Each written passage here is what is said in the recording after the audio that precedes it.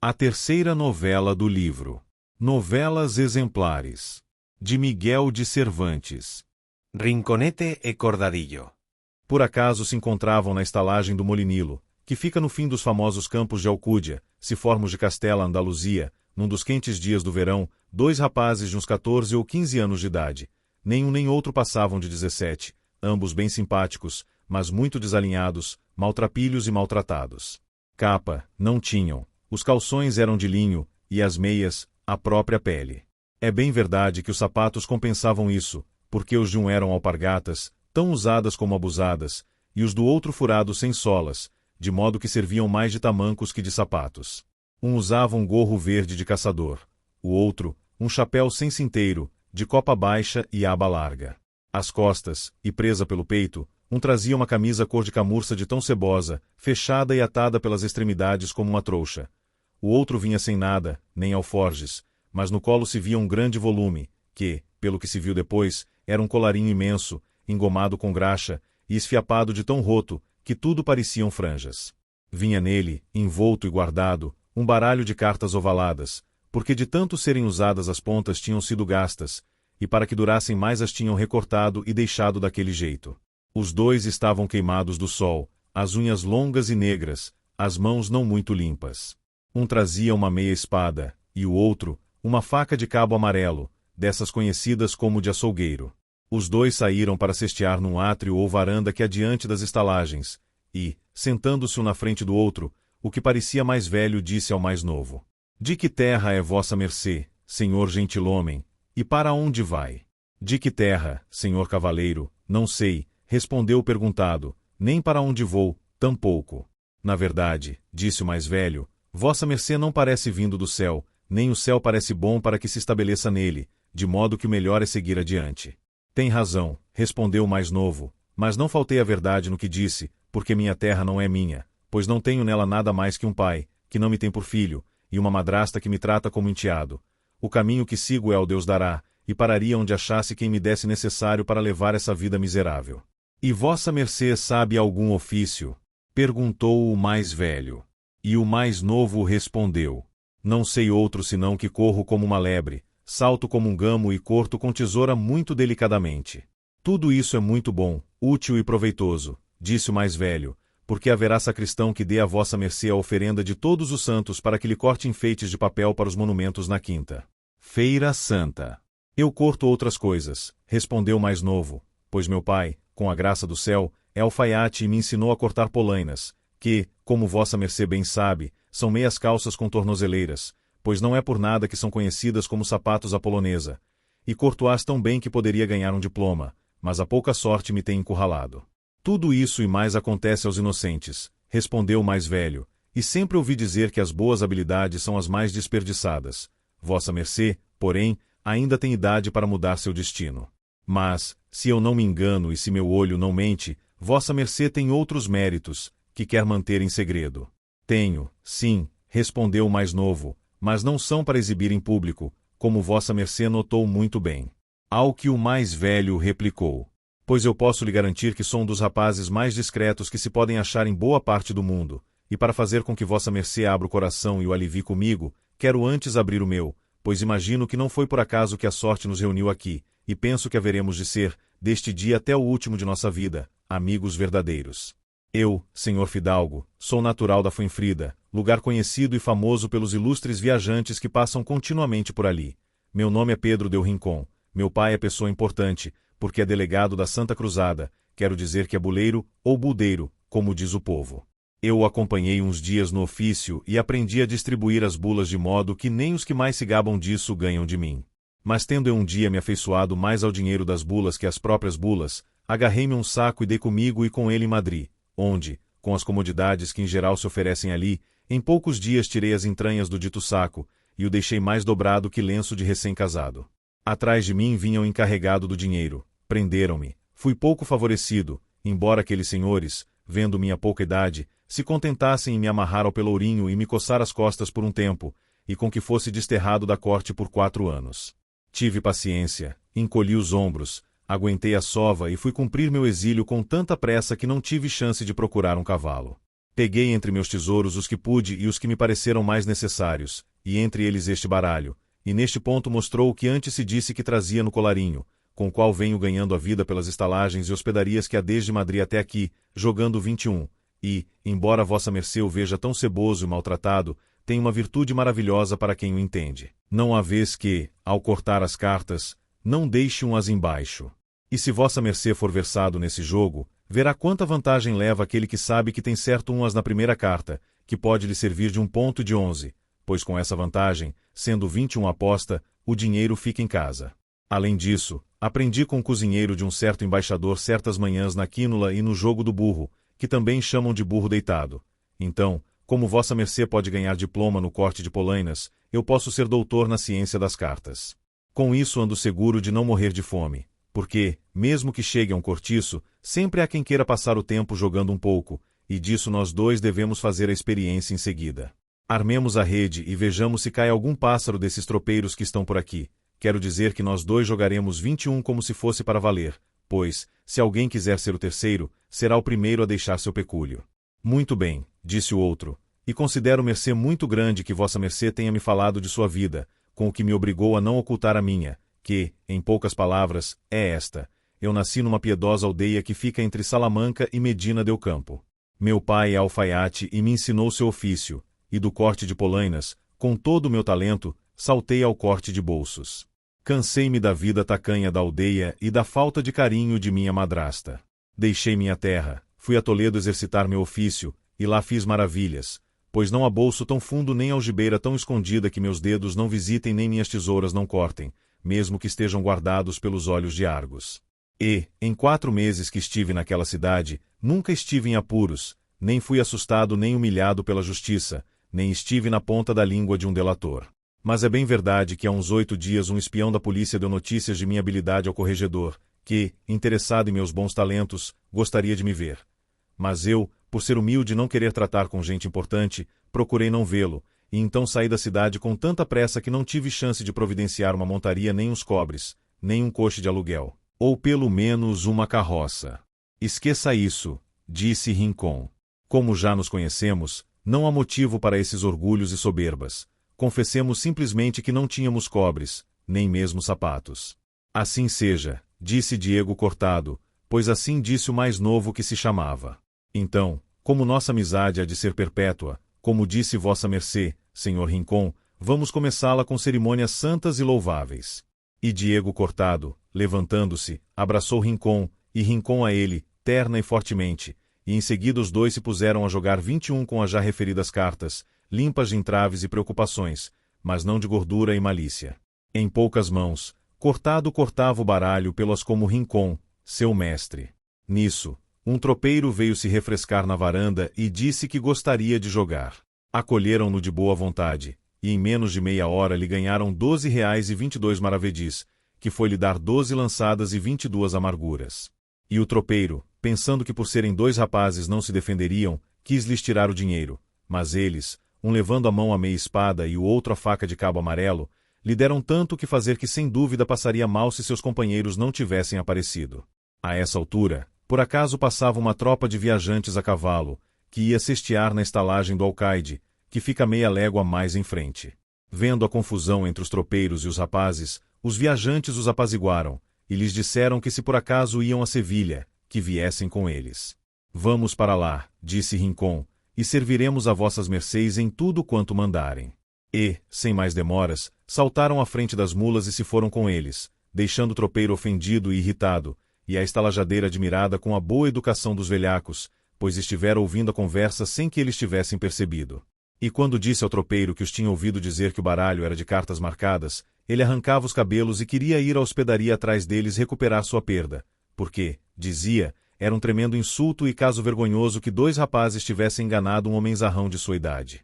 Seus companheiros o detiveram e aconselharam que não fosse, ao menos para não apregoar sua inabilidade e tolice.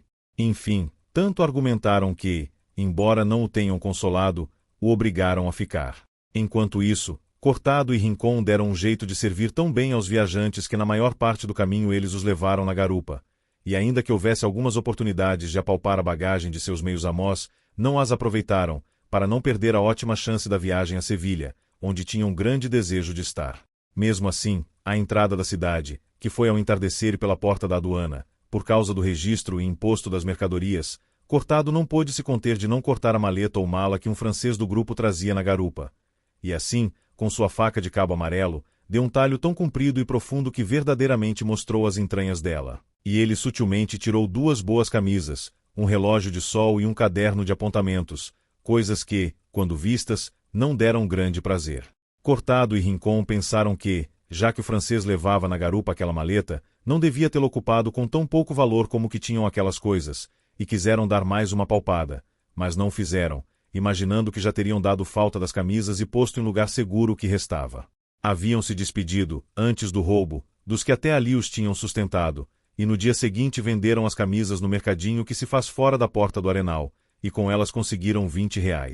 Feito isso, foram ver a cidade, e se admiraram com o tamanho e suntuosidade de sua catedral, a grande afluência de pessoas do rio, porque era a época de carregamento da frota e havia nele 2 galés, cuja vista os fez suspirar e temer também o dia em que suas culpas os levariam a morar nelas por toda a vida. Puderam ver muitos rapazes que trabalhavam como carregadores com suas cestas, informaram-se com um deles que ofício era aquele, se era muito pesado e o que rendia. Um rapaz asturiano, a quem haviam feito a pergunta, respondeu que o trabalho era leve e que não se pagava taxa nenhuma, e que alguns dias saía com 5 ou 6 reais de lucro, com o que comia e bebia e se tratava como um rei, livre de procurar um amo a quem devia pagar fiança e certo de poder comer a hora que bem entendesse, pois em todas elas podia almoçar na menor das bodegas de toda a cidade. Os 2 amigos não acharam má explicação do asturianinho, nem lhes desagradou o ofício, por lhes parecer que vinha calhar com perfeição como cobertura ao seu e pela vantagem que oferecia de poderem entrar em todas as casas. E logo resolveram comprar os instrumentos necessários para exercê-lo, pois não precisavam fazer um exame para isso.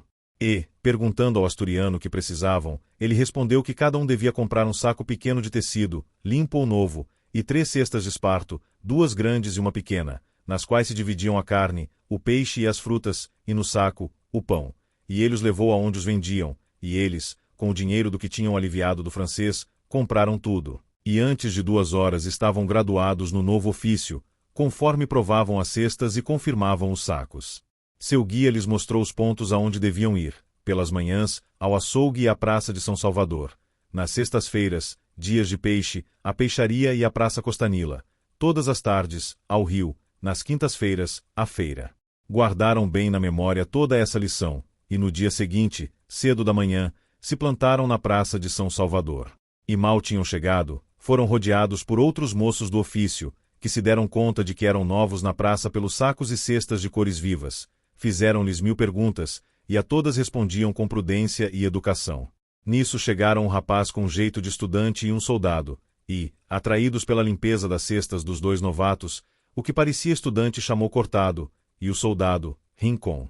Que seja em nome de Deus, disseram ambos. Para começar bem meu trabalho, disse Rincon, pois vossa mercê me estreia, meu senhor. Ao que o soldado respondeu: a estreia não será má, porque estou numa boa fase e apaixonado, e tenho de fazer hoje um banquete a umas amigas de minha senhora. Pois carregue vossa mercê a seu bel prazer, que tenho ânimo e força para levar esta praça toda, e se ainda for preciso que ajude a cozinhar, eu o farei de muito boa vontade. O soldado gostou da simpatia do rapaz, e lhe disse que, se quisesse trabalhar, ele o tiraria daquele ofício vil, ao que Rincon respondeu que, como aquele era seu primeiro dia nele, não o queria deixar tão depressa, até ver, pelo menos, o que tinha de ruim e de bom, e, se não lhe agradasse, ele dava sua palavra de que seria seu criado antes de ser criado de um cônego. O soldado riu. Rincon carregou muito bem. O soldado mostrou a casa de sua dama, para que Rincon soubesse dali por diante onde ficava e não precisasse acompanhá-lo, quando o enviasse outra vez. Rincon prometeu fidelidade e tratamento especial. O soldado lhe deu 12 maravedis, e num voo Rincon voltou à praça, para não perder oportunidades, porque também dessa diligência os advertiu o asturiano, e de que, quando levassem peixes pequenos, convém saber, tanhotas, ou sardinhas, ou salmonetes, bem podiam pegar alguns para testar, pelo menos para o gasto daquele dia. Mas que isso havia de ser com toda sagacidade e atenção, para não se perder a credibilidade, que era o que mais importava naquele trabalho. Por mais rápido que Rincon tenha voltado, já encontrou Cortado no mesmo posto. Cortado se aproximou de Rincon e perguntou como ele tinha se saído.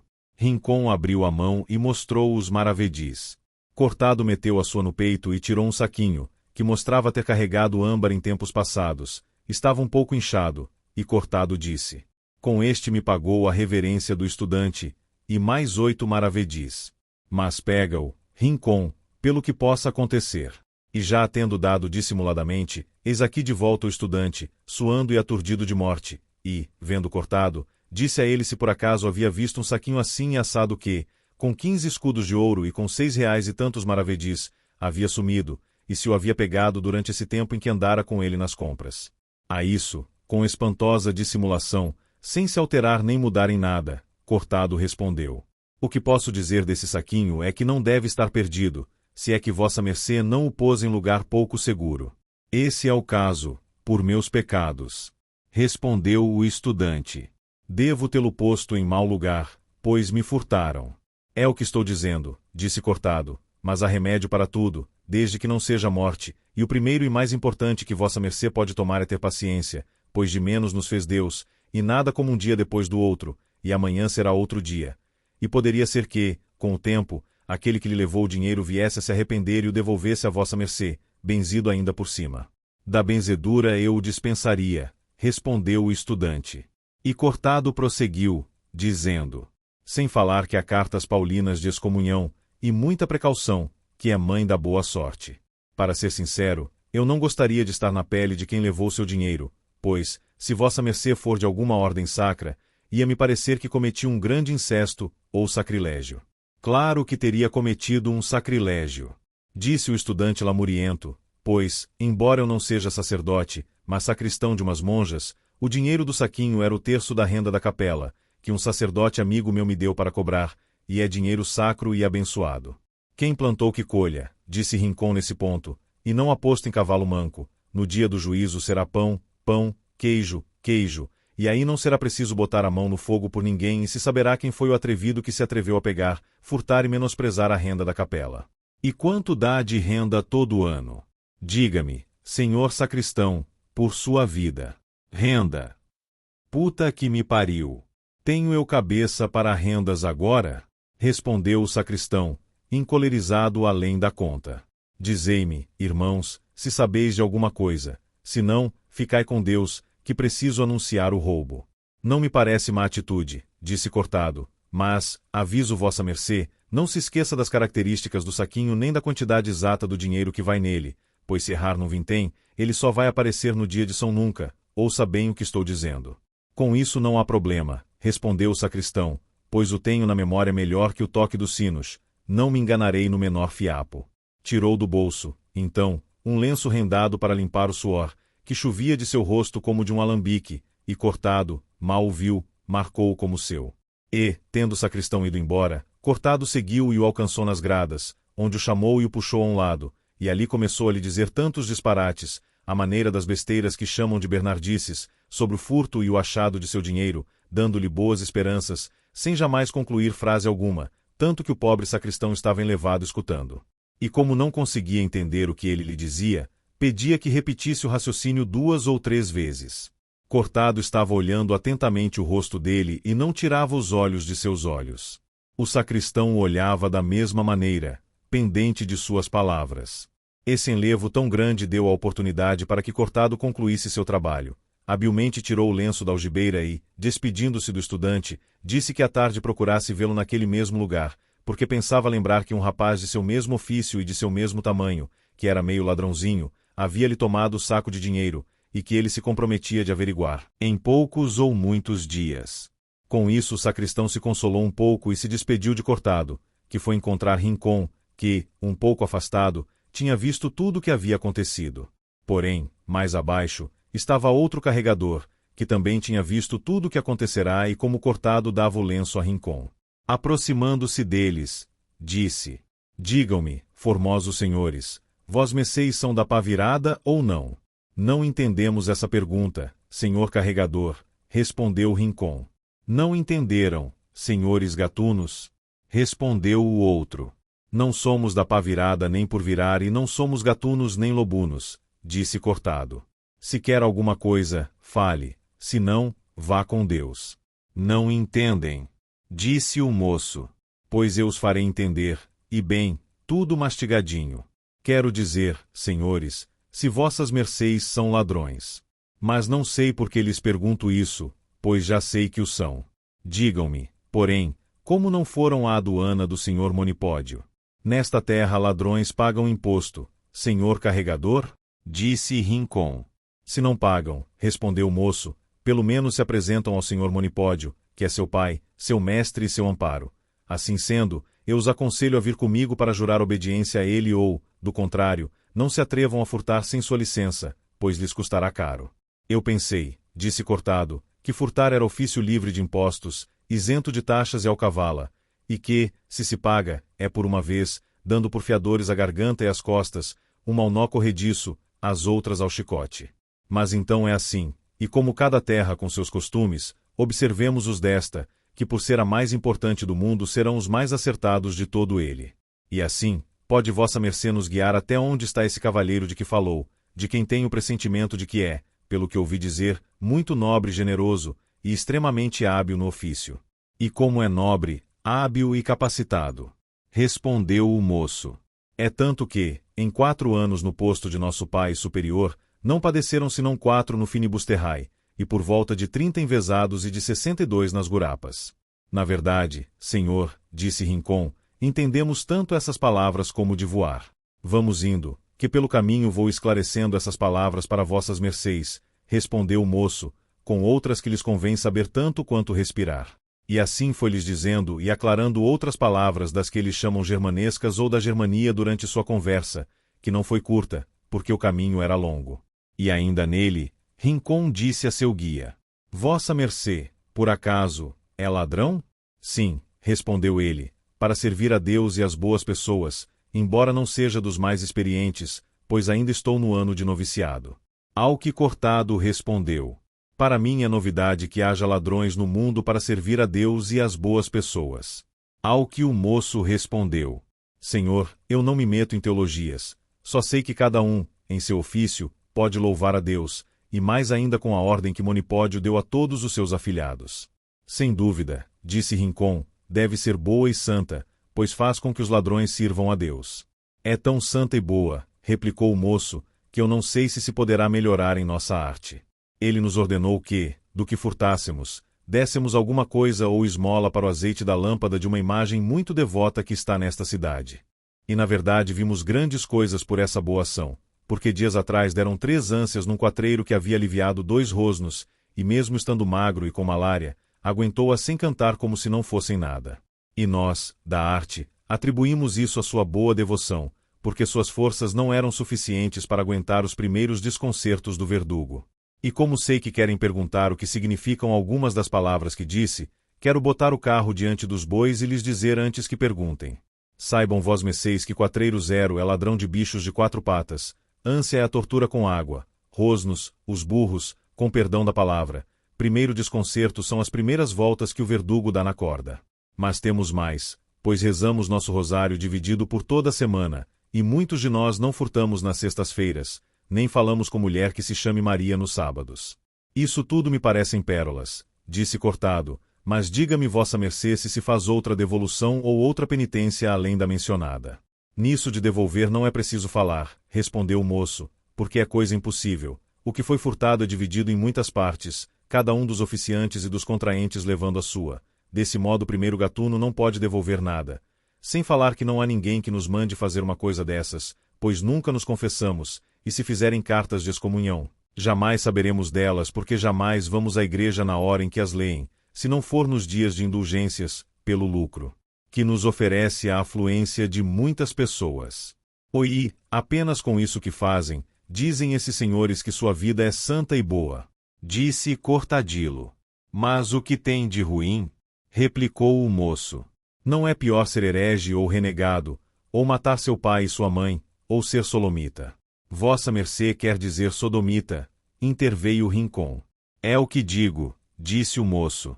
Não é nada bom, mas, replicou Cortado, como nossa sorte quis que entrássemos nesta confraria, apresse o passo vossa mercê, que morro de vontade de encontrar o senhor Monipódio, de quem alardeiam tantas virtudes. Logo seu desejo se realizará, disse o moço, pois daqui já se avista sua casa. Vossas mercês fiquem à porta, que eu entrarei para ver se ele está desocupado, porque nestas horas ele costuma dar audiência. Muito bem, disse Rincon. O moço, adiantando-se um pouco, entrou numa casa não muito boa, na verdade de péssima aparência, e os dois ficaram esperando à porta. Logo o moço saiu e o chamou, e eles entraram, e seu guia mandou que esperassem num pequeno pátio calçado que de tão limpo e imaculado parecia exalar como um roseiral silvestre dos mais finos. A um lado estava um banco de 3 pernas e do outro um cântaro desbeiçado, com uma jarrinha em cima, não menos danificada que o cântaro. Em outro lugar estava uma esteira de espadana, e no meio, um vaso, que em Sevilha chamam de maceta, de manjericão. Os rapazes olhavam atentamente o mobiliário da casa enquanto esperavam que o senhor Monipódio descesse, e, vendo que demorava, Rincon se atreveu a entrar numa sala térrea, das 2 que havia no pátio, e viu nela 2 espadas de esgrima e 2 escudos de cortiça, pendurados em 4 pregos, e um baú grande, sem tampa nem nada que o cobrisse, e outras 3 esteiras de espadana estendidas pelo chão. Na parede em frente estava colada uma imagem de Nossa Senhora, dessas mal impressas, e mais abaixo pendia uma cesta de palma, e, encaixada na parede, uma bacia branca. Rincon deduziu que a cesta servia de cepo para as esmolas e a bacia, para a água benta, o que era verdade. Estava nisso quando entraram na casa 2 rapazes de uns 20 anos cada um, vestidos de estudante, e dali a pouco 2 carregadores e um cego, e, sem dizer uma palavra, começaram a passear pelo pátio. Não demorou muito, entraram 2 velhos de luto, com óculos, que os tornavam sérios e dignos de respeito, cada um com rosários de contas tilintantes nas mãos. Atrás deles entrou uma velha de saia grande e, sem dizer nada, foi para a sala, e tendo-se persignado com a água benta, com grandíssima devoção se ajoelhou diante da imagem, e ao cabo de um bom tempo, tendo antes beijado 3 vezes o chão, e levantado os braços e os olhos para o céu outras tantas, levantou e depositou sua esmola na cesta, e então saiu para o pátio com os demais. Em resumo, em pouco tempo se reuniram no pátio umas 14 pessoas de diferentes trajes e ofícios. Entre os últimos que chegaram, havia 2 rapazes, valentões e elegantes, de bigodes longos, chapéus de aba larga, colarinhos grandes, meias coloridas, ligas aparatosas, espadas longas demais, pistolas em vez de adagas, e seus escudos pendurados ao corpo pela correia de couro. Assim que entraram, eles deram um olhar enviesado para Rincon e Cortado, como se estranhassem os desconhecidos. E, aproximando-se deles, lhes perguntaram se eram da confraria. Rincon respondeu que sim e que estavam à disposição de suas mercês. Foi nesse momento que o senhor Monipódio desceu, tão esperado como bem visto por todo aquele grupo virtuoso. Parecia ter uns 45 ou 46 anos de idade, alto de corpo, moreno de rosto, de sobrancelhas unidas, barba negra e muito cerrada, os olhos afundados. Vinha de camisa, e pela abertura na frente aparecia uma floresta, tantos pelos tinha no peito. Cobria-se com uma capa de flanela que ia quase até os pés, nos quais trazia sapatos como chinelos, e cobriam-lhe as pernas uns calções de linho, muito largos e compridos, que iam até os tornozelos. O chapéu era dos usados por bandidos, copa alta e aba larga. Numa bandoleira, que atravessava suas costas e peito, pendia uma espada larga e curta, à maneira das do cachorrinho. As mãos eram curtas, peludas, e os dedos, gordos, e as unhas, largas e torcidas para dentro. Não se viam as pernas, mas os pés eram descomunais, de tão largos e cheios de calos. Enfim, ele representava o mais rústico e disforme bárbaro do mundo. Desceu com o guia de Rincon e Cortado, e o guia, pegando-os pelas mãos, puxou-os para diante de Monipódio, dizendo-lhe: São estes os 2 bons rapazes de que falei a vossa mercê, meu senhor Monipódio. Examine-os vossa mercê e verá como são dignos de entrar em nossa congregação. Farei isso com prazer, respondeu Monipódio. Esquecia-me de dizer que assim que Monipódio desceu, todos os que o aguardavam fizeram uma longa e profunda reverência, exceto os 2 valentões que, meio para constar, como se diz entre eles, tiraram os capelos e em seguida voltaram a seu passeio num lado do pátio, e no outro passeava Monipódio, que perguntou aos novatos sobre o ofício, a pátria e os pais deles. Rincon respondeu: O ofício já está claro, pois estamos aqui diante de vossa mercê. A pátria não me parece de muita importância dizer, nem os pais tampouco, pois não vamos informar para receber uma insígnia honrosa. Monipódio respondeu: Estais certo, meu filho, e é coisa muito bem pensada esconder isso de que falastes, porque se a sorte não correr como deve, não é bom que fique assentado sob a rubrica do escrivão, nem no livro de registros. Fulano, filho de fulano, morador de tal lugar, tal dia o enforcaram, ou açoitaram, ou outra coisa parecida que, convenhamos, soa mal aos bons ouvidos, e, assim, digo de novo que é bom conselho calar a pátria, ocultar os pais e mudar os próprios nomes, embora, entre nós, não há de haver nada oculto, e agora quero saber apenas o nome dos dois. Rincon disse o seu, e Cortado também. Pois de hoje em diante, respondeu Monipódio, quero, e é minha vontade, que vós, Rincon, vos chameis de Rinconete, e vós, Cortado, de Cortadilo, que são nomes que se ajustam como luvas à vossa idade e nossos preceitos, sob os quais está a necessidade de saber o nome dos pais de nossos confrades. Porque temos o costume de todo ano mandar rezar certas missas pelas almas de nossos defuntos e benfeitores, tirando o estrupêndio para a esmola de quem as reza de uma porção do que se afana. E dizem que essas missas, tantas quantas pagamos, são aproveitadas pelas almas por via de naufrágio.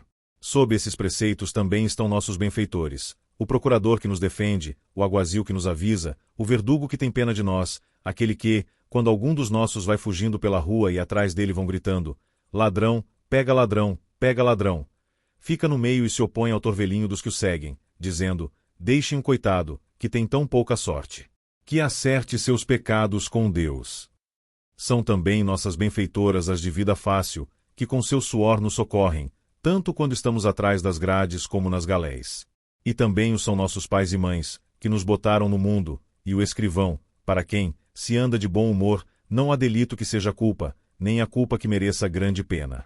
Enfim, por todos estes de quem falei, nossa Irmandade comemora todo ano seu adversário com a maior polpa e soledade que podemos. Com certeza, disse Rinconete, já batizado com esse nome, é obra digna da altíssima e profundíssima inteligência que ouvimos dizer que tem vossa mercê, senhor Monipódio. Mas nossos pais ainda gozam de vida, se nelos alcançarmos daremos logo notícia desta felicíssima e protetora confraternidade, para que se faça por suas almas esse sufrágio ou naufrágio ou tempestade, ou esse aniversário de que vossa mercê falou, com a solenidade e pompa de costume, se é que não é melhor adversário com polpa e soledade, como também apontou vossa mercê em seu discurso. Ou assim se fará, ou não restará um pedaço de mim, replicou Monipódio. E, chamando o guia, disse-lhe, vem cá, Ganchuelo. Estão na guarda os guardas? Sim, disse o guia, pois Ganchuelo era seu nome. Ficaram 3 sentinelas campando, não há por que temer que nos peguem de repente. Voltando, então, ao nosso negócio, meus filhos, disse Monipódio, gostaria de saber o que sabeis, para vos dar missões conforme vossas inclinações e habilidades. Eu sei alguma coisa de dar as cartas, sei guardá-las na manga, tenho boa vista para marcas, jogo bem mano a mano, não meto os pés pelas mãos na hora de sentir um raspadinho, uma verrugazinha ou moça, dou corda para o adversário até que ele se enforque, e me atreveria a jogar a 6 mãos como se jogasse apenas com as minhas, e de baralhar as cartas de modo que até em boca fechada entre mosca. É um começo, disse Monipódio, mas são brilhos de ouropel, e truques tão usados que não há principiante que não o saiba, e só servem para algum que seja tão verde que se deixe pegar com as calças arriadas. Mas o tempo passa, e então veremos. Pois, assentando sobre esse alicerce meia dúzia de lições, espero, com a ajuda de Deus, que saireis um prático famoso, quem sabe um mestre. Tudo para servir a vossa mercê e aos senhores confrades, respondeu Rinconete. E vós, Cortadilo, que sabeis? Perguntou Monipódio. Eu, respondeu Cortadilo, tenho a mão muito leve, e sei apalpar uma algibeira com exatidão e destreza. Sabeis mais? Disse Monipódio. Não, para mal de meus pecados, disse Cortadilo. Não vos preocupeis, meu filho, replicou Monipódio, pois chegastes a porto e escola onde nem vos afogareis, nem deixareis de sair bem industriado em tudo aquilo que mais vos convier. E em matéria de ânimo, como estáis, meus filhos? Como vamos estar, respondeu Rinconete, se não muito bem. Estamos prontos para encarar qualquer empresa que necessite nossa arte e prática. Está bem, replicou Monipódio, mas eu gostaria também que o tivessem para aguentar, caso seja necessário, meia dúzia de ânsias sem desgrudar os lábios e sem dizer esta boca é minha. Já sabemos, senhor Monipódio, o que quer dizer ânsias, disse Cortadilo, e para tudo estamos prontos, porque não somos tão ignorantes que não entendamos que o que diz a língua goela paga, e grande favor faz o céu ao homem corajoso, para não lhe dar outro título, que entrega a sua língua sua vida ou sua morte, como se um não tivesse mais letras que um sim. Basta, não precisa mais. Disse Monipódio nessas alturas. Digo que apenas essa observação me convence, me obriga, me persuade e me força que vos considereis confrades veteranos imediatamente e que se releve o ano de noviciado. Sou da mesma opinião, disse um dos valentões. E a uma só voz os aprovaram todos os presentes, pois haviam escutado toda a conversa, e pediram a Monipódio que desde já lhes concedesse e lhes permitisse usufruir das imunidades de sua confraria, porque mereciam tudo por sua presença agradável e boa conversa. Ele respondeu que as concedia naquele instante mesmo, para satisfazer a todos, e, recomendando-lhes que as valorizassem muito, porque significava não pagar uma cota do primeiro furto que fizessem, não fazer os exercícios de aprendizagem em todo aquele ano, que convinha detalhar, não levar a arrecadação de nenhum manda-chuva ao cárcere, nem ao prostíbulo, da parte de seus clientes, nem beber água que passarinho não bebe, fazer banquete quando, como e onde quisessem, sem pedir licença a seu chefe. Entrar logo na divisão do que os manda-chuvas roubassem, como um deles, e outras coisas que eles consideraram um grande favor, e os demais, com palavras muito educadas, agradeceram-nas muito. Estavam nisso quando entrou correndo um rapaz e disse, sem fôlego: o aguazil dos vagabundos vem para cá, mas não traz séquito. Calma, que é amigo, disse Monipódio, e nunca vem por nosso mal. Sosseguem, que eu sairei para falar com ele. Todos se acalmaram, pois já estavam um tanto assustados, e Monipódio saiu à porta, onde encontrou o aguazil, com quem esteve falando por um momento, e em seguida entrou de novo e perguntou: a quem coube hoje a praça de São Salvador? A mim, disse o guia. Então, disse Monipódio, como não me disse nada de um saquinho de âmbar que esta manhã foi para o diabo nessas paragens com 15 escudos de ouro e 4 reais, e não sei quantos maravedis? É verdade, disse o guia, que esse saquinho sumiu hoje, mas eu não o peguei, nem posso imaginar quem o pegou. Sem tretas comigo, replicou Monipódio. O saquinho tem de aparecer, porque o aguazil o pede, e ele é amigo e nos faz 1000 favores ao ano. O rapaz jurou de novo que não sabia dele. Monipódio começou a se encolerizar, de modo que parecia que lançava fogo vivo pelos olhos, dizendo: ninguém pense em infringir a mínima coisa de nossa ordem, pois isso lhe custará a vida. Apareça o saquinho, e se o ladrão se esconde para não pagar as taxas, eu lhe darei tudo o que lhe toca, e cobrirei o resto por minha conta, porque de qualquer jeito o aguazil deve ir embora contente. O rapaz voltou a jurar e a se amaldiçoar, dizendo que ele não havia roubado o saquinho nem seus olhos o tinham visto.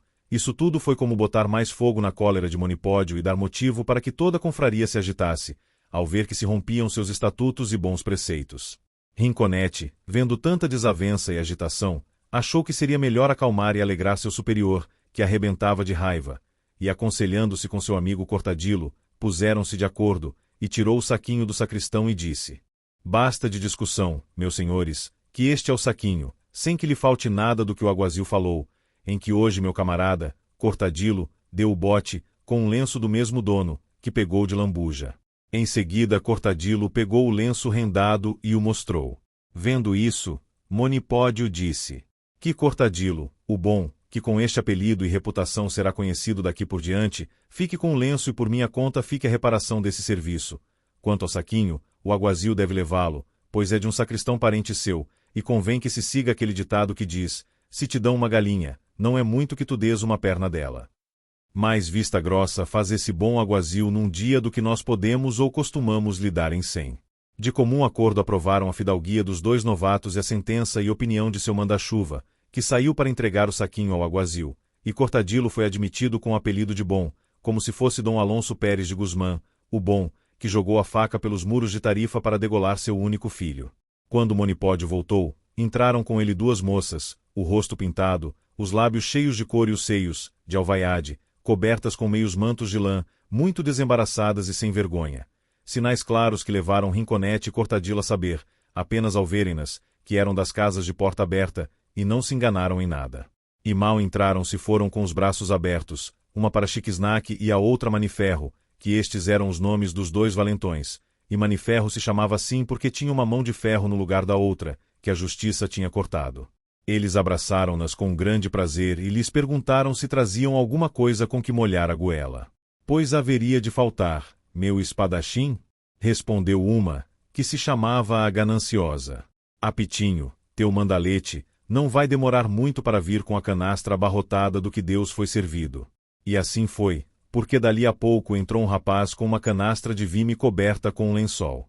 Alegraram-se todos com a entrada de Apito, e em seguida Monipódio mandou tirar uma das esteiras de espadana que estavam no aposento e estendê-la no meio do pátio. E ordenou também que todos se sentassem em volta, porque, depois de merendarem, tratariam do que mais lhes apetecesse. A isso, a velha que havia rezado para a imagem disse: Monipódio, meu filho, eu não estou para festas, porque faz 2 dias que tenho uma tontura que me deixa louca, e, mais ainda, pois antes que seja meio-dia tenho de ir fazer minhas orações e botar minhas velhinhas para Nossa Senhora das Águas e para o Santo Crucifixo de Santo Agostinho, coisa que eu não deixaria de fazer nem que nevasse e ventasse. Eu vim porque ontem à noite o renegado e o centopeia levaram à minha casa uma canastra de vime, um pouco maior que esta, cheia de roupa branca, e por Deus e por minha alma que vinha com a cinza e tudo, zero que os coitados não tiveram tempo de tirar, e vinham suando graxa, que era uma compaixão vê-los entrar sem fôlego e correndo água de seus rostos, que pareciam uns anjinhos. Disseram-me que iam atrás de um fazendeiro que havia pesado uns carneiros no açougue, para ver se conseguiam dar umas apalpadas numa bolsa cheia de reais que levava. Não esvaziaram a canastra nem contaram as roupas, confiantes na retidão de minha consciência, e que Deus realize minhas boas intenções e nos livre a todos do poder da justiça, pois não toquei na canastra, que está tão virgem como quando nasceu. Acreditamos em tudo que diz, senhora minha mãe, respondeu Monipódio, e deixa a canastra assim, que eu irei lá, na boca da noite, e farei o censo do que tem, e darei a cada um o que fielmente lhe couber, como é meu costume. Seja como decidirdes, meu filho, respondeu a velha. Como já é tarde, dai-me um traguinho, se te verdes, para consolar este estômago, que ultimamente anda sempre enjoado. E como bebeireis, minha mãezinha? Disse nessa altura a Escalanta, pois assim se chamava a companheira da Gananciosa. E, destapando a canastra, apareceu um tonel de couro como odre, com mais de 30 litros de vinho, e uma escudela de cortiça em que podiam caber tranquilamente sem exagero até uns 2 litros. E, enchendo-a, a Escalanta pôs nas mãos da velha devota, que, pegando-a com ambas as mãos e tendo soprado um pouco a espuma, disse: Encheste demais, Escalanta, minha filha, mas Deus dará forças para tudo. E, aplicando os lábios na escudela, de um tirão, sem tomar fôlego, transferiu todo o vinho para o estômago, e acabou dizendo: É de Guadalcanal, e o senhorzinho tem um não sei que de gesso. Deus te console, filha, pois tu me consolaste, embora pense que vai me fazer mal, porque ainda não quebrei o jejum. Não fará, mãe, respondeu Monipódio, porque já tem 3 anos. Assim espero, pela graça da Virgem, respondeu a velha e acrescentou: Vede, meninas, se por acaso tendes umas moedas para eu comprar as velhinhas para minhas devoções, porque, com a ânsia e pressa de dar a notícia da canastra, esqueci em casa a bolsa. Eu tenho, sim, senhora Pipota, pois esse era o nome da boa velha, respondeu a Gananciosa. Pegue, aí lhe dou 8 maravedis, eu lhe rogo que compre uma para mim e acenda para São Miguel, e se puder comprar 2, acenda outra ao senhor São Brás, que são meus protetores. Gostaria que acendesse outra para a senhora Santa Luzia, pois também tenho devoção por ela, por causa dos olhos, mas não tenho trocados. Outro dia, porém, terei para satisfazer a todos. Farás muito bem, minha filha, e olha, não sejas miserável, pois é muito importante a pessoa levar as velas diante de si antes de morrer, e não esperar que as ponham os parentes ou os testamenteiros. A mãe Pipota tem toda a razão, disse a Escalanta. E, metendo a mão no bolso, deu mais 4 maravedis, e a encarregou de acender outras 2 velhinhas aos santos que achasse que eram mais interessados e agradecidos. Depois disso, a Pipota foi embora, dizendo-lhes: Diverti-vos, meus filhos, agora que tendes tempo, pois a velhice virá, e chorareis nela os momentos que perdestes na mocidade, como eu choro. E encomendai-me a Deus em vossas orações, que eu vou fazer o mesmo por mim e por vós, para que Ele nos livre e conserve nossa vida perigosa, sem preocupações com a justiça. Então se foi. E da velha, todos se sentaram ao redor da esteira, e a Gananciosa estendeu o lençol como toalha. E a primeira coisa que tirou da cesta foi um grande molho de rabanetes e umas 2 dúzias de laranjas e limões, e depois uma grande caçarola cheia de postas de bacalhau frito. Apareceu em seguida meio queijo de Flandes, uma panela de famosas azeitonas, um prato de camarões, grande quantidade de caranguejos com sua guarnição de alcaparras afogadas em pimentões e 3 pães branquíssimos de gandu. Almoçavam umas 14 pessoas, e nenhuma delas deixou de puxar sua faca de cabo amarelo, exceto o Rinconete, que puxou sua meia espada. Aos 2 velhos de capa de flanela e ao guia tocou servir o vinho com a escudela de cortiça. Mas, mal haviam começado a atacar as laranjas, tiveram um grande susto com as batidas que deram na porta. Monipódio ordenou que se acalmassem e, entrando numa das salas do térreo, onde pegou o escudo, e com a espada na mão foi até a porta e perguntou com voz retumbante e apavorante. Quem é? Responderam de fora. Não há ninguém, só eu, senhor Monipódio. Sou Tagarete, sentinela desta manhã, e venho dizer que Juliana, a bochechuda, vem para cá toda desgrenhada e chorosa, pois parece que lhe aconteceu algum desastre.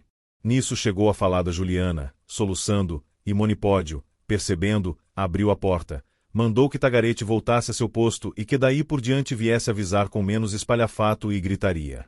Ele disse que assim o faria. A bochechuda entrou. Era uma moça da mesma laia e profissão das outras. Vinha descabelada e com a cara cheia de inchaços, e mal entrou no pátio caiu desmaiada no chão. A gananciosa e a escalanta correram a socorrê-la e, abrindo-lhe a roupa no peito, viram que estava toda roxa e machucada.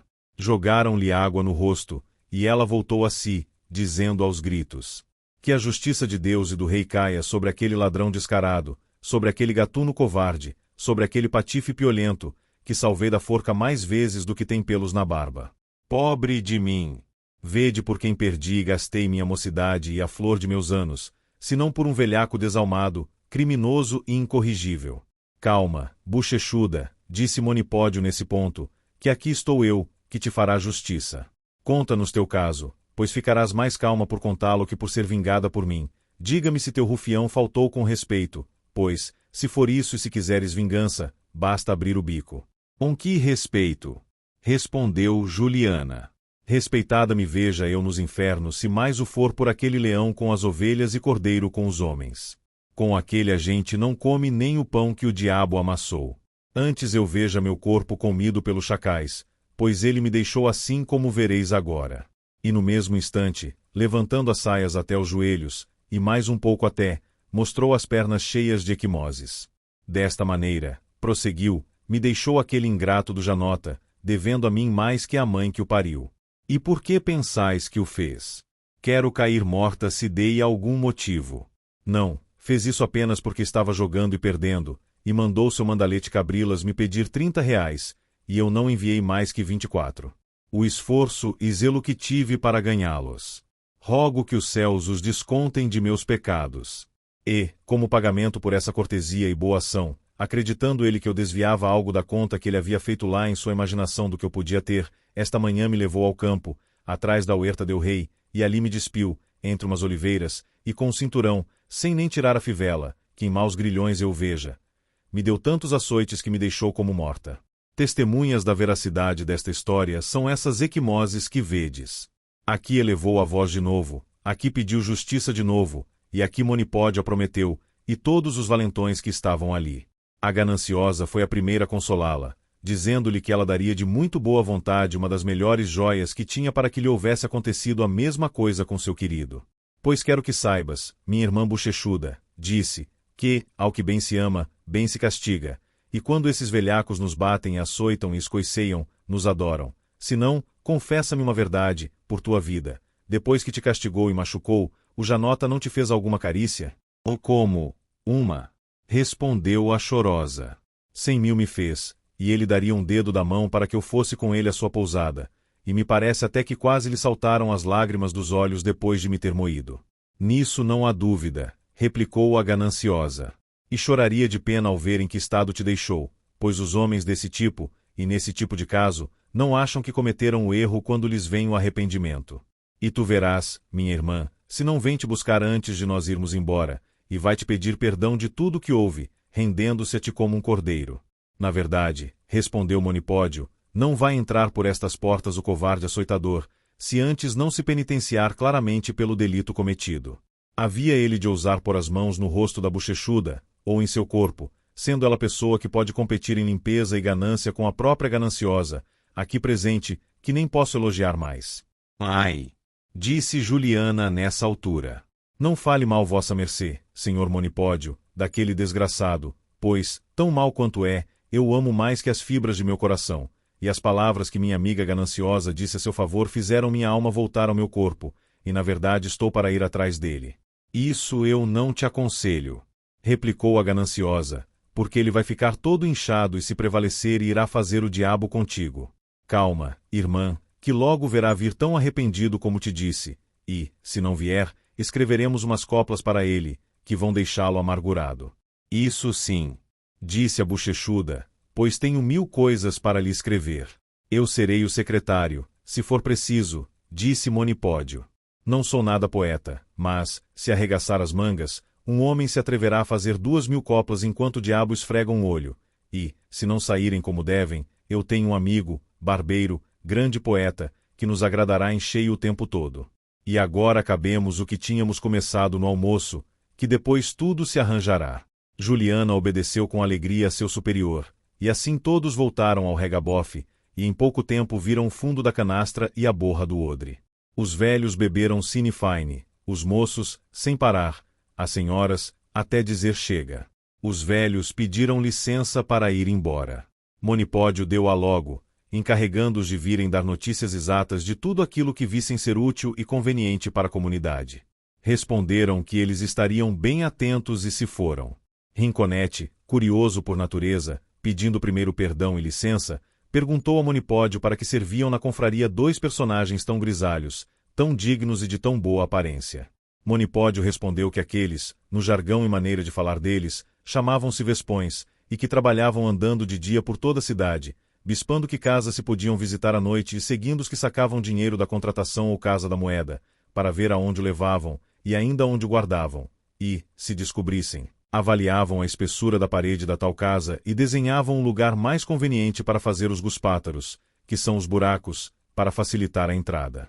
Em suma, disse que eram pessoas de mais ou de tanto proveito que as melhores que havia em sua irmandade, e que de tudo aquilo que através de sua astúcia se furtava levavam 1/5 parte, como levava dos tesouros sua majestade, e que, apesar disso tudo, eram homens muito sinceros e muito honrados, e de boa vida e reputação, temerosos de Deus e de suas consciências. E todo dia ouviam missa com admirável devoção.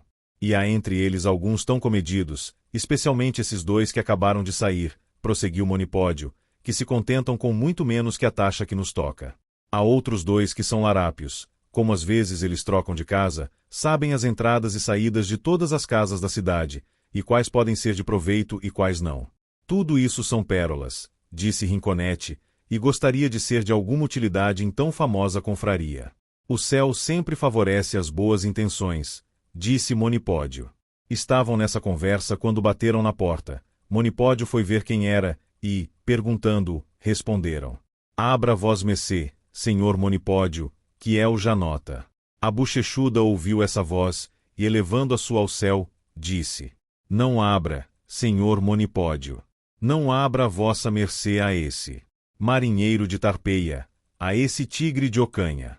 Nem por isso Monipódio deixou de abrir a porta para o Janota, mas a bochechuda, vendo que ele a abria, levantou-se correndo e entrou na sala dos escudos, e, trancada lá, começou a dizer, em altos brados. Tirem da minha frente esse facínora, esse verdugo de inocentes, esse algoz de pombinhas. Maniferro e Chiquisnaque seguravam Janota, que queria entrar à força onde a bochechuda estava, mas como não deixavam, dizia dali de fora.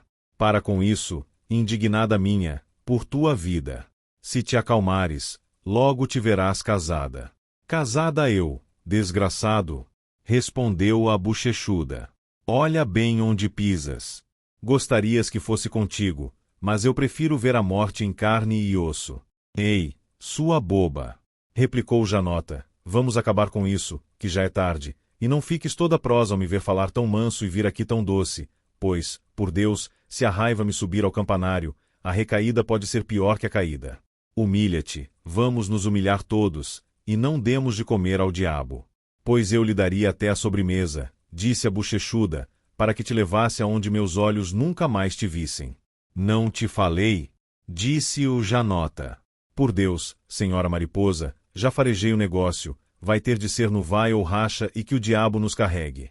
A isso, Monipódio disse.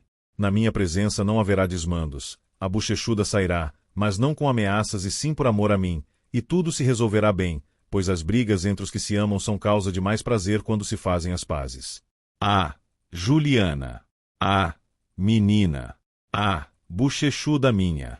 Vem cá para fora, para me agradar, que eu farei com que o Janota te peça perdão de joelhos. Se ele fizer isso, disse a Escalanta, estaremos todos a seu favor e vamos suplicar a Juliana que venha para cá. Se isso for pelo caminho da submissão, que cheira a humilhação da pessoa, disse o Janota, não me rendo nem a um exército de gigantes, mas, se for para agradar a bochechuda, não só caio de joelhos como vou de joelhos ao inferno a seu serviço. Chiquisnaque e Maniferro riram disso, o que irritou tanto Janota, pois pensou que zombavam dele, que disse com mostra de raiva infinita. Qualquer um que rir ou pensar rir do que dissermos, seja bochechuda contra mim, ou eu contra ela, garanto que mente e mentirá todas as vezes que rir ou pensar rir, como já disse. Chiquisnaque e Maniferro fizeram cara feia e trocaram um olhar atravessado, e Monipódio percebeu que a coisa ia acabar mal se ele não interviesse, e assim, pondo-se no meio deles, disse: nem um passo à frente, cavalheiros, e basta de insultos, e engulam as palavras, pois as que foram ditas não são para tanto, e não as levem à ponta de faca. Temos certeza, respondeu Chiquisnaque, de que não se disseram nem dirão semelhantes coisas, pois, se tivesse imaginado o que se diziam, o pandeiro já estaria nas mãos de quem o sabe tocar. Aqui também temos pandeiro, Sor Chiquisnaque, replicou Janota, e, se for preciso, também saberemos tocar os guizos, e já disse que aquele que zombar, mente, e quem pensa outra coisa, siga-me, que com menos de um palmo de espada o homem passará do dito ao feito. Dizendo isso, ia sair porta afora. A bochechuda estava escutando-o e, ao notar que ele se irritava, saiu dizendo: segurem-no, não deixem que vá, que fará das suas. Não veem que vai irritado, e é um Judas Macarelo em matéria de valentia? Volta aqui, valentão do mundo e de meus olhos. E, se aproximando dele, agarrou-lhe a capa com força, e Monipódio também acorreu, e o detiveram. Chiquisnaque e Maniferro não sabiam se irritavam ou não, e ficaram quietos esperando pelo que o Janota faria, e ele, vendo-se exortado pela bochechuda e por Monipódio, voltou dizendo: os amigos nunca devem irritar os amigos nem zombar dos amigos, e mais ainda quando veem que os amigos se irritam. Aqui não há amigo, respondeu Maniferro, que queira irritar ou zombar de outro amigo, e, como todos somos amigos, deem-se as mãos todos os amigos. A isso, Monipódio disse: vós meceis todos falaram como bons amigos, e como tais se deem as mãos amigavelmente. Deram-nas logo, e a Escalanta, tirando um dos tamancos, começou a bater nele como num pandeiro. A gananciosa pegou uma vassoura nova de palma, que achou ali por acaso, e arranhando-a fez um som que, embora rouco e áspero, harmonizava com o do tamanco. Monipódio quebrou um prato e fez 2 cacos que, postos entre os dedos e repicados com grande rapidez, davam contraponto ao tamanco e à vassoura. Rinconete e Cortadilo se espantaram com a nova invenção da vassoura, porque até então nunca a tinham visto. Maniferro percebeu e lhes disse: admiram-se da vassoura. Com toda razão, pois música mais ligeira e mais leve, ou mais barata, ainda não se inventou. E olha que um dia desses ouvi um estudante dizer que nem o Negrofeu, que tirou Araus do inferno, nem o Marion Zero que montou no Delfim e saiu do mar como se viesse cavalgando numa mula de aluguel, nem o outro grande músico que fez uma cidade que tinha 100 portas e outros tantos postigos. Nunca inventaram melhor gênero de música, tão fácil de aprender, fácil de tocar, sem traste, cravelhas ou cordas, e que nem precisa de afinação. E ainda juro por ele que dizem que foi inventada por um rapaz desta cidade, que se gaba de ser um heitor na música. Acredito piamente, respondeu Rinconete, mas escutemos o que querem cantar nossos músicos, pois parece que a gananciosa cuspiu, sinal de que vai cantar. Era verdade, porque Monipódio havia suplicado a ela que cantasse algumas seguidilhas que se andava cantando naquele tempo, mas quem começou primeiro foi a Escalanta, e com voz aguda e hábil cantou o seguinte: por um sevilhano, vistoso e bonitão tenho abrasado todo o coração. A gananciosa continuou cantando: por um moreninho de olho verde, que fogosa não se perde. E a seguir, Monipódio, batendo apressado seus cacos de prato, disse: 2 amantes brigam, face a paz, se a raiva é grande, o prazer é mais. A bochechuda não quis deixar seu prazer em silêncio, pois, pegando outro tamanco, meteu-se na dança e acompanhou as demais dizendo: para, irado, não me batas mais, pois, se bem vês, em te dás. Cantem sem velhacaria, disse o Janota nessa altura, e não toquem em histórias passadas, que não há porquê. Que o passado seja passado, e tome-se outro rumo, e basta. Não levavam jeito de acabar tão cedo a cantoria começada se não percebessem que batiam com pressa na porta, e com pressa foi Monipódio ver quem era, e a sentinela lhe disse que no fim da rua havia surgido o oficial da justiça e que diante dele vinham o Tordilho e o Cernícalo, oficiais que bando nenhum molhava a mão. Os que estavam dentro ouviram e se alvoroçaram de maneira que a Bochechuda e a Escalanta calçaram os tamancos ao contrário, a Gananciosa largou a vassoura, Monipódio os cacos do prato, e toda a música acabou num silêncio preocupado. Chiquisnaque emudeceu, o Janota pasmou e Maniferro se surpreendeu, e todos, uns por aqui e outros por ali, desapareceram, subindo as açoteias e telhados, para escapar por eles para a outra rua. Nunca um arcabuz disparado fora de hora, nem trovão repentino, espantou assim um bando de pombas distraídas como agitou e espantou toda aquela discreta companhia e boa gente a notícia da vinda do oficial da justiça. Os dois novatos, Rinconete e Cortadilo, não sabiam o que fazer, e ficaram quietos esperando para verem que ia dar aquela repentina tempestade, que não foi além de a sentinela voltar para dizer que o oficial havia passado ao largo, sem dar mostras nem sinal de má suspeita alguma. E quando dizia isso a Monipódio, chegou um cavalheiro jovem à porta, vestido, como se costuma dizer, com roupas de andar em casa. Monipódio entrou com ele e mandou chamar Chiquisnaque, Maniferro e o Janota, e que mais ninguém descesse. Como haviam ficado no pátio, Rinconete e Cortadilo puderam ouvir toda a conversa que Monipódio teve com o cavalheiro recém-chegado, que perguntou a Monipódio por que se havia feito tão mal o que lhe havia encomendado. Monipódio respondeu que ainda não sabia o que se havia feito, mas que ali estava o oficial que estava encarregado de seu negócio, e que ele explicaria tudo tintim por tintim. Nisso desceu Chiquisnaque, e Monipódio lhe perguntou se havia feito o serviço que tinha lhe encomendado da facada de 14 pontos. Qual? Respondeu Chiquisnaque. Ou é a daquele mercador da encruzilhada? Esse mesmo, disse o cavalheiro. Olha, o que acontece é que eu esperei ontem à noite à porta de sua casa, e ele veio antes do entardecer, respondeu Chiquisnaque. Aproximei-me dele, estudei bem o rosto e vi que era tão pequeno que era impossível caber nele uma facada de 14 pontos, e me achando impossibilitado de poder cumprir o prometido e de fazer o que tinham me instituído. Vossa mercê deve querer dizer instruído, disse o cavalheiro, não instituído. Quis dizer isso, respondeu Chiquisnaque. Digo que, vendo que na falta de espaço daquele rosto não cabiam os pontos combinados, para que minha ida não fosse em vão, dei a facada num lacaio seu, que com certeza foi bem maior que a pedida. Gostaria mais, disse o cavalheiro, que tivesse dado uma de 7 no amo que uma de 14 no criado. Para mim, não se fez como devia, mas vamos deixar assim, pouco importam os 30 ducados que deixei como sinal. Beijo as mãos de vossas mercês. E, dizendo isso, tirou o chapéu e virou as costas para ir embora. Mas Monipódio lhe agarrou a capa de mescla que usava, dizendo-lhe: Pare vosmecê e cumpra sua palavra, pois nós cumprimos a nossa com honra e com muito zelo. Faltam 20 ducados, e vosmecê não há de sair daqui sem dá-los, ou algo que valha isso. Então vossa mercê chama isso cumprir sua palavra, respondeu o cavalheiro, dar a facada num criado quando devia dar no amo? Como o senhor soma bem 2 e 2. Disse Chiquisnaque. Parece que nem se lembra daquele ditado que diz: quem ama o Beltrão, ama seu cão. A troco de que traz à baila esse ditado? Replicou o cavalheiro. Pois não é a mesma coisa, prosseguiu Chiquisnaque, dizer quem odeia o Beltrão, odeia seu cão? Assim, o Beltrão é o mercador que vosmecê quer mal, seu lacaio é seu cão e, batendo no cão, se bate no Beltrão, de modo que a tarefa foi liquidada e como era devida. Por isso só resta pagar logo sem pedir que a faça de novo. Isso juro eu, com certeza, acrescentou Monipódio, e tu, meu amigo Chiquisnaque, acabaste de me tirar da boca tudo quanto disseste. Então, vosmecê, caro senhor, não se agarre em bagatelas com seus servidores e amigos, mas siga meu conselho e pague logo o trabalho. E, se desejar ordenar outra facada no amo com a quantidade de pontos que o rosto dele pode levar, faça de conta que já o estão curando. Se é assim, respondeu o cavalheiro, com toda boa vontade pagarei uma e outra inteiramente. Não tenhas dúvida disso mais que ser cristão, disse Monipódio, pois Chiquisnaque fará o corte com perfeição, que até parecerá ser de nascença. Pois com essa promessa e garantia, respondeu o cavalheiro, receba esta corrente em penhor pelos 20 ducados e por 40 que ofereço pela facada futura. Vale R$1.000, e pode ser que não pague tudo, porque suspeito que serão necessários outros 14 pontos daqui a pouco.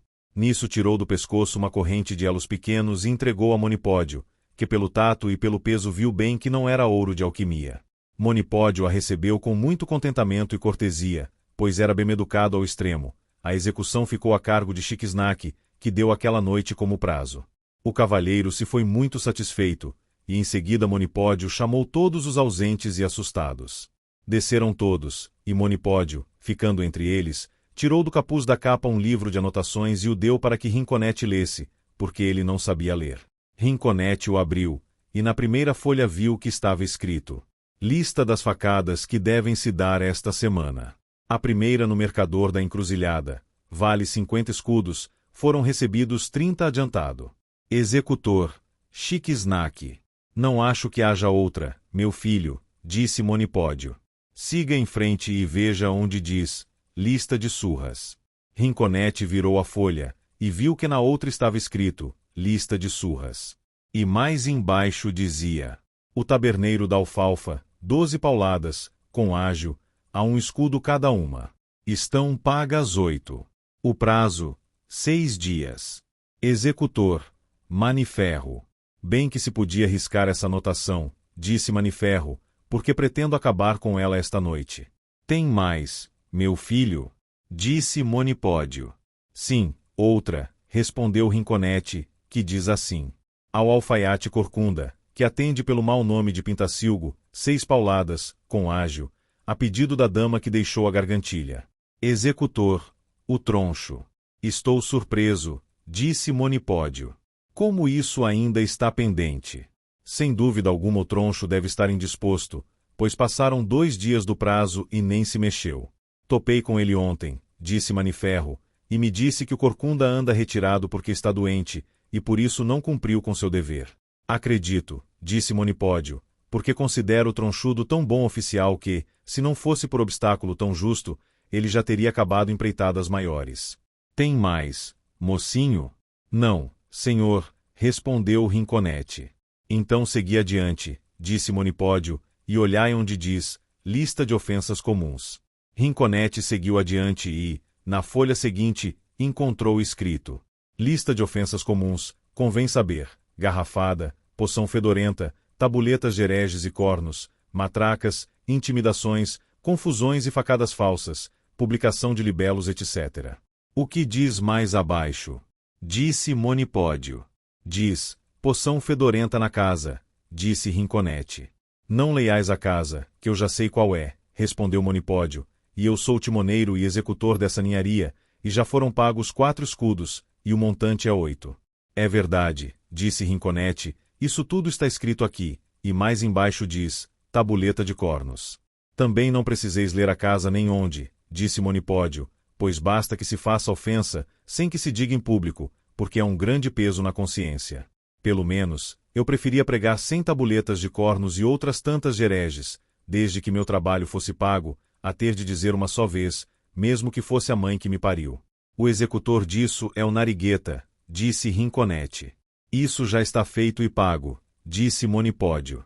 Vede-se a mais, pois, se bem me lembro, deve haver aí uma intimidação de 20 escudos, a metade foi paga, e o executor é a comunidade toda, e o prazo é todo mês corrente, e se cumprirá ao pé da letra, sem que falte um tico, e será uma das melhores coisas que terão acontecido nesta cidade desde muito tempo. Dai-me o livro, rapaz, pois sei que não há mais nada, e sei também que o trabalho anda escasso. Mas depois deste tempo virá outro e teremos de fazer mais do que gostaríamos, pois não se move uma folha sem a vontade de Deus, e não haveremos de fazer que ninguém se vingue à força, sem falar que cada um costuma ser valente em sua causa, e não quer pagar por uma obra que ele mesmo pode fazer com suas mãos. É verdade, disse então o Janota. Mas olhe vossa mercê, senhor Monipódio, o que nos ordena e manda, pois está se fazendo tarde, e o calor está aumentando mais que depressa. É verdade, disse então o Janota. Mas olhe vossa mercê, senhor Monipódio, o que nos ordena e manda, pois está se fazendo tarde, e o calor está aumentando mais que depressa. O que vamos fazer, respondeu Monipódio, é que todos vão para seus postos, e ninguém saia daí até domingo, que nos reuniremos neste mesmo lugar e se dividirá tudo que houver caído, sem lesar ninguém. A Rinconete, o Bom, e a Cortadilo damos por território, até domingo, da Torre do Ouro, de fora da cidade, até o portão do Alcázar, onde se pode trabalhar sentado com suas cartas, pois eu vi outros com menos habilidades que ele sair todo dia com mais de 20 reais em trocados, além de prata, com um baralho só, e ainda faltando 4 cartas. O ganchoço mostrará a eles o território, e mesmo que o estendais até São Sebastião e Santelmo, pouco importa, embora seja justo que ninguém entre em domínio de ninguém. Os dois beijaram-lhe as mãos pelo favor que lhes fazia e ofereceram-se para desempenhar seu ofício bem e fielmente, com toda diligência e recato. Nisso Monipódio tirou um papel dobrado do capuz da capa, onde estava a lista dos confrades, e disse a Rinconete que pusesse ali seu nome e o de Cortadilo. Mas como não havia tinteiro, deu o papel para que ele o levasse, e na primeira botica que encontrasse os escrevesse, detalhando, Rinconete e Cortadilo, confrades, noviciado, nenhum, Rinconete, jogador, Cortadilo, larápio. E o dia, mês e ano, calando pais e pátrias. Estavam nisso quando entrou um dos velhos vespões, que disse: Venho dizer a vossas mercês que agora mesmo topei, nas gradas, com Lobilo, o de Málaga, e me disse que vem melhorando sua arte de tal maneira que mesmo com cartas sem marcas depenará o próprio Satanás, e que, por vir maltratado, não vem se apresentar de imediato e prestar a obediência costumeira, mas que no domingo estará aqui sem falta. Sempre pensei, disse Monipódio, que esse Lobilo devia ser único em sua arte, porque tem as melhores e mais treinadas mãos para isso que se possam desejar, pois, para ser um bom prático em seu ofício, é preciso tanto bons instrumentos com que trabalhar quanto a habilidade com que o aprende. Também encontrei, disse o velho, numa estalagem, na rua de Tintores, o judeu usando batina de padre. Ele foi se hospedar ali porque soube que 2 peruleros vivem na mesma casa e queria ver se poderia jogar com eles, mesmo que as apostas fossem baixas, pois ali a coisa pode crescer. Diz também que não faltará à reunião domingo e dará notícias de sua pessoa. Esse judeu também é uma águia, disse Monipódio, e tem grande conhecimento. Há dias que não vejo, e isso é mal, pois juro que, se não se emendar, tiro a batina dele, que um ladrão não tem mais direito a ela que um turco, nem sabe mais latim que minha mãe. Mais alguma novidade? Não, disse o velho, pelo menos que eu saiba. Muito bem, disse Monipódio. Peguei em vós mercês esta miséria, e distribuiu entre todos uns 40 reais, e não falte ninguém no domingo, pois não faltará nada do roubado. Todos lhe retribuíram as graças. Abraçaram-se de novo Janota e a Bochechuda, a Escalanta com Maniferro e a Gananciosa com Chiquisnaque, combinando que naquela noite, depois de acabado o trabalho, iriam se ver na casa da Pipota, aonde Monipódio disse que também iria, para o inventário da canastra de vime, e que devia ir fazer o serviço do azeite fedorento. Abraçou Rinconete e Cortadilo e, dando-lhe sua bênção, despediu-os, aconselhando-os a nunca ter paradeiro certo nem prolongado, porque assim convinha a saúde de todos. Ganchoço os acompanhou para lhes mostrar seus postos, lembrando-os de que não faltassem à reunião no domingo porque, pelo jeito, Monipódio havia de dar uma explicação sobre as coisas relativas à sua arte. Com isso foi embora, deixando os 2 companheiros admirados com o que tinham visto. Rinconete, embora muito jovem, era muito perspicaz e de boa índole, como havia andado com seu pai no negócio das bulas, sabia um pouco da boa linguagem e achava muita graça ao pensar nas palavras que havia ouvido de Monipódio e dos demais de sua companhia e bendita comunidade. E mais ainda quando, em vez de dizer per modum suffragii, havia dito per modo de naufrágio, e se saía com estrupendio em vez de estipêndio do que se afanava.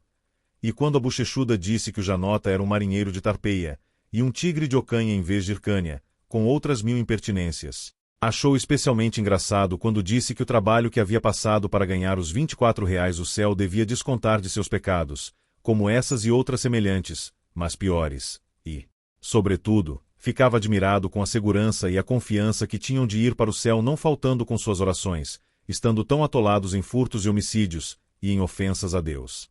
E ria-se da outra boa velha, a Pipota, que deixava a canastra furtada escondida em sua casa e ia acender velinhas de cera para as imagens, e com isso pensava ir para o céu calçada e vestida. Não se surpreendia menos com a obediência e respeito que todos tinham a Monipódio, sendo um homem bárbaro, rústico e desalmado. Considerava o que havia lido em seu livro de anotações e os trabalhos em que todos se ocupavam. Finalmente, exagerava o quanto era descuidada a justiça naquela tão famosa cidade de Sevilha, pois quase à vista de todos vivia nela gente tão perniciosa e tão contrária à própria natureza, e resolveu intimamente aconselhar seu companheiro a não ficarem muito naquela vida tão perdida e tão má, tão cheia de preocupações, e tão livre e dissoluta. Mas, apesar disso tudo, levado por seus poucos anos e por sua pouca experiência, ficou ali por alguns meses, nos quais lhe aconteceram coisas que pedem uma escrita mais longa, e assim se deixa para outra ocasião contar sua vida e milagres, com os de seu mestre Monipódio, e outras coisas daquela infame academia, que todas serão de grande consideração e que poderão servir de exemplo e aviso aos que as lerem. Fim da novela. Meus comentários. Novela de Rinconete e Cortadillo, uma das novelas exemplares de Miguel de Cervantes, é uma sátira afiada à sociedade espanhola do século de ouro. A narrativa acompanha dois jovens vigaristas, Rincón e Cortado, que partem em busca de aventuras e acabam se juntando a uma peculiar irmandade de criminosos em Sevilha, liderada pelo inesquecível Monipódio. Sátira e ironia social.